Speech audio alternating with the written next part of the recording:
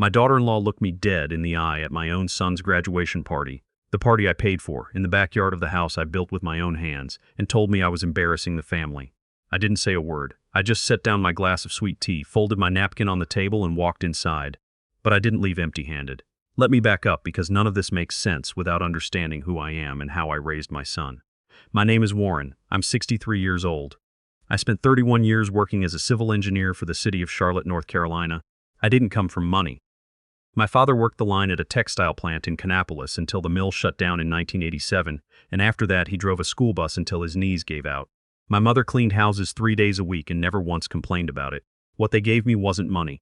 It was something harder to come by, a sense of what things cost. Not just in dollars, but in years, in early mornings, in saying no to things you want so you can say yes to things that matter. My wife, Carol, she was the same way. We met in college, both of us on partial scholarships, both of us working part-time jobs, both of us too stubborn to quit. We got married in 1988, nothing fancy. Her mother made the cake. My uncle played guitar on the back porch. We were happy. Lord, we were happy. Our son Theo, wait, that's not his name. I'm not using his real name here. Call him Mitchell. Mitchell came along in 1991 and he was the sun in our sky.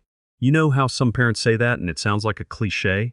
For us it wasn't. Carol had lost a pregnancy before Mitchell and then a second one after, and by the time he was born we had stopped hoping for more. He was it. He was everything. We didn't spoil him. I want to be clear about that because it matters to the rest of the story. We gave him what he needed and a little of what he wanted, and we drew a hard line between those two things. He had chores. He had a curfew. He had to earn his first car, a used '98 Civic that he paid half for himself with money from his summer job at a hardware store. Carol and I covered the other half, but we made him sit with us at the kitchen table and write down what he owed us and when he'd pay it back.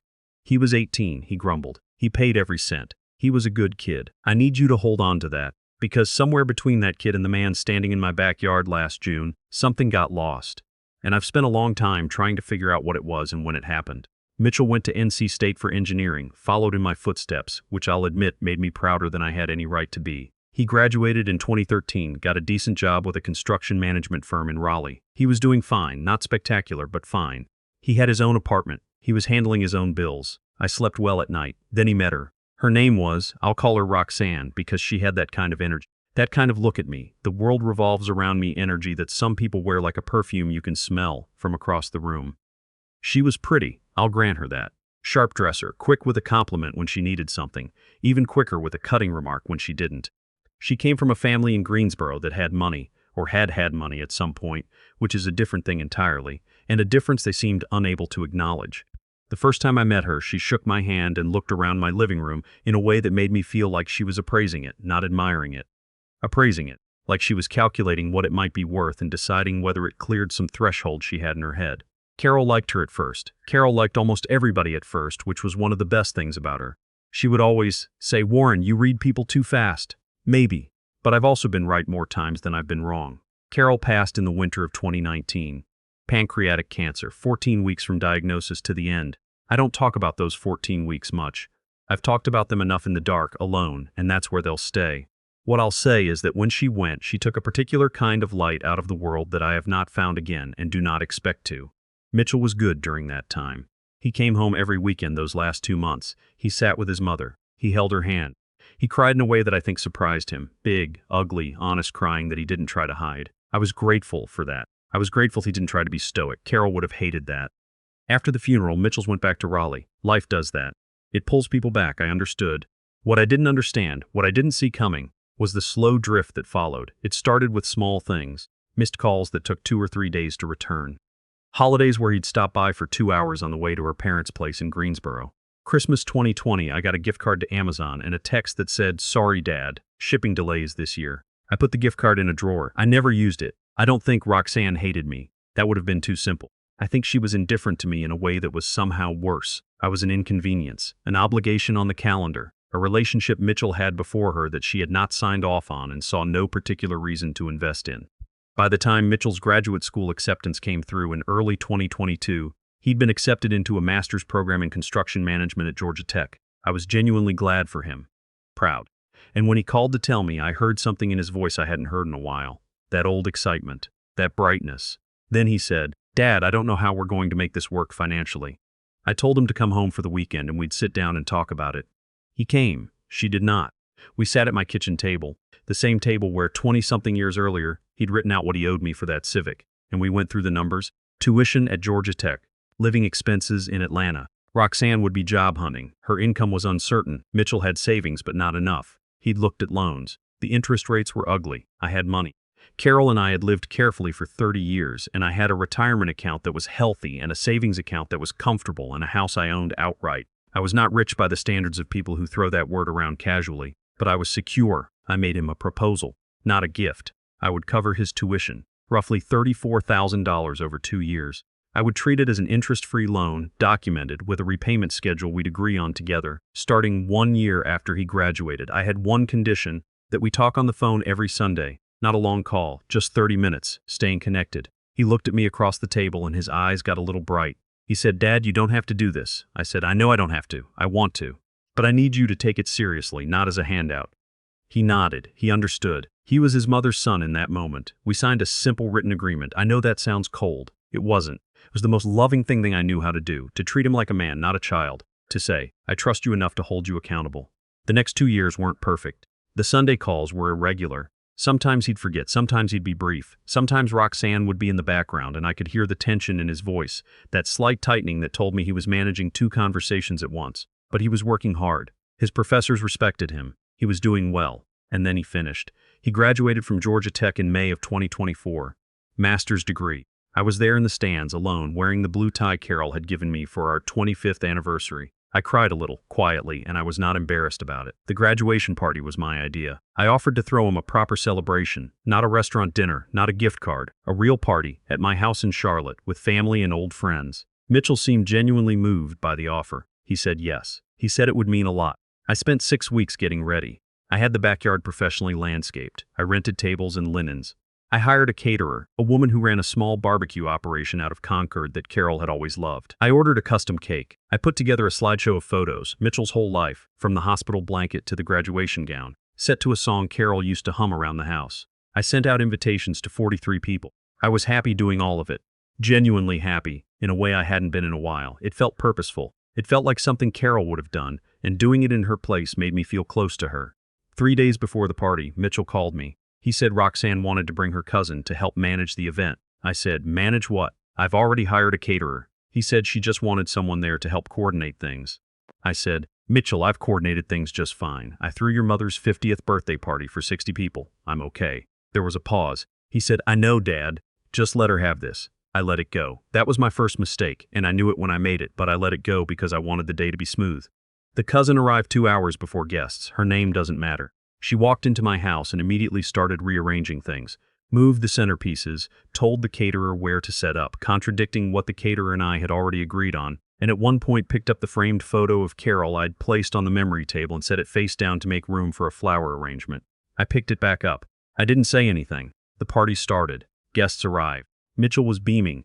He looked happy, genuinely happy, and I held on to that because it was why I was doing any of it. About 90 minutes, I was standing near the back fence with my brother-in-law, Earl, showing him the slideshow on my phone, a preview of what I was going to play later, when Roxanne appeared at my elbow. She said quietly, but with a particular kind of precision, "Can I talk to you for a minute?" We stepped off to the side. She said, "The slideshow. Mitchell told me about it. I need you to take out the photos of just the 2 of you and Carol, and replace them with more recent ones. Family ones, with me in them." I looked at her. She said, "It's his party. It should reflect his life now. Not just the past," I said. "His mother is part of his life." She said, "I know that. But she's gone, and standing up there playing sad music and photos of her is going to make people emotional and bring down the whole mood. This is supposed to be a celebration." I stood there for a moment. I thought about Carol. I thought about what she would have said. Carol was kind, but she was not soft, and I know exactly what she would have said. I said, "Roxanne, I'm going to play the slideshow as I made it." Her expression shifted, not to anger, to something colder. She said, "Warren, I'm asking you as his wife to respect what he wants for his own celebration." I said, "Has Mitchell asked me to change it?" She said, "I'm speaking for both of us." I said, "Then I'll wait and hear it from him." For a moment, she just looked at me. Then she said, and I am not exaggerating or paraphrasing, she said, "You know what your problem is? You can't let go. Carol's been gone 5 years, and you still act like she's standing right next to you. It's exhausting for Mitchell to deal with, and frankly, it's embarrassing. This is our life now, not yours. You are a guest here, Warren. Act like one. I am 63 years old. I have buried my parents, buried my wife, worked 31 years of early mornings and late nights. I have tried in my life to be a patient man. I have tried to choose my words carefully and my battles wisely. I did not argue with her. I said, "All right." I walked back inside. I found Earl and I told him quietly that something had come up and I needed to step away from the party for a little while. He looked at me with the look of a man who has known me for 30 years and understood immediately that something had happened. I went upstairs. I sat on the edge of my bed in the quiet of my own house while 40 people ate barbecue in my backyard at tables I had rented from a caterer I had hired, at a party I had organized and paid for in full. And I thought about what she had said. "You are a guest here, in my own home." I thought about the $34,000. I thought about the Sunday calls. I thought about the photo of Carol turned face down on the memory table, and I thought about the document in the top drawer of my desk downstairs. The loan agreement, signed, dated, witnessed. I went downstairs. Not to make a scene, not to yell. I went to the kitchen, got myself a glass of water, and I called my attorney. Left a voicemail. Simple message. I need to move forward on activating the repayment clause. Call me Monday. Then I went back outside, walked to where Mitchell was standing with a group of his college friends, and I waited until there was a natural break in the conversation. I said, "Son, can I talk to you for a minute?" We stepped away from the group. I said, "I'm going to head out early. I'm not feeling great." He looked concerned. He said, "Dad, are you okay?" I said, "I'm fine. I just need to rest." He said, "But the slideshow." I said, "We'll save it for another time." I could see him processing that. He knew something was wrong. He knew me too well not to know. But there were 40 people in the backyard and he didn't press. I hugged him. I told him I was proud of him. I meant it completely. That part had nothing to do with what was happening with his wife, and I needed him to know that. I held on to him for an extra second. He let me. Then I went inside, picked up my keys and my jacket, and I left. But I didn't leave alone. Earl followed me out. And so did my sister Diane. And so did 3 of Carol's closest friends who had driven up from Rock Hill for the party. And so did Mitchell's old high school baseball coach, a man named, I'll call him Coach B, who had come all the way from Mooresville because he genuinely loved that kid. They hadn't planned it. There was no coordination. They had just been watching. And they knew me, and they knew something had happened, and they came. We ended up at a diner about 2 miles away. 7 of us in a corner booth, eating pie at 8 o'clock on a Saturday night. I told them what had happened. Not all of it. I kept the financial details private, because that was between Mitchell and me. But I told them what she had said, word for word, as best I could remember it. Nobody said anything dramatic. Earl just shook his head slowly. Diane squeezed my hand. Coach B looked down at his coffee and said, "That boy has no idea." He was right. Mitchell had no idea. He found out the following week. My attorney called him on a Tuesday. Certified letter followed on Thursday. The loan agreement notarized with a repayment schedule now officially initiated. $34,000, 18 equal payments, beginning 60 days from the date of the letter. Mitchell called me that Thursday evening. He was not angry. He was stunned. He said, "Dad, what is this?" I said, "It's the agreement we signed 2 years ago at the kitchen table." He said, "I know what it is. I mean, why now?" I said, "Because I've been thinking about what your wife said to me at the party, about me being a guest in my own home. And I realized she was right that we should have clear boundaries about what belongs to whom. So I'm clarifying. The money I lent you belongs to me. The repayment schedule is in the agreement." Silence. Then he said, "Did she say something to you at the party?" I said, "Mitchell, I'm not going to put you in the middle of your marriage. I'm just holding you to the agreement we made, man to man." He was quiet for a long moment. Then he said, "Dad, can I come see you this weekend?" I said yes. He came alone. We sat at the kitchen table. Again, always that kitchen table. And this time he talked and I mostly listened.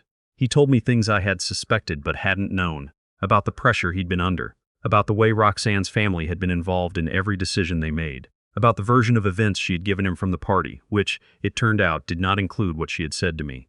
When he finished, I told him what she had said. Quietly, without editorializing. He put his elbows on the table and put his face in his hands. He sat like that for a while. Then he said, "Dad, I'm sorry." I said, "I know." He said, "She had no right." I said, "No, she didn't." He said, I should have been paying more attention. I should have seen what was happening." I said, "Mitchell, look at me." He looked up. I said, "You are not in trouble with me. You are my son, and there is nothing that changes that. But I need you to understand something. What your mother and I built, the way we lived, the way we treated people, what we believed about money and respect and showing up for each other, that is what I'm passing on to you. Not a dollar amount, not a piece of property, the way we did things. That's the inheritance, and it only works if you protect it." He nodded. His eyes were wet. I said, "The loan stands. I need you to pay it back. Not because I need the money. Because we made an agreement, and the agreement matters. Because you're a man, and that's what men do." He said, "I'll pay it back." I said, "I know you will." He stayed for dinner. I made the pot roast Carol used to make. The one with the onion soup mix and the carrots and the potatoes. The one that fills the whole house with a smell like Sunday used to smell when we were young.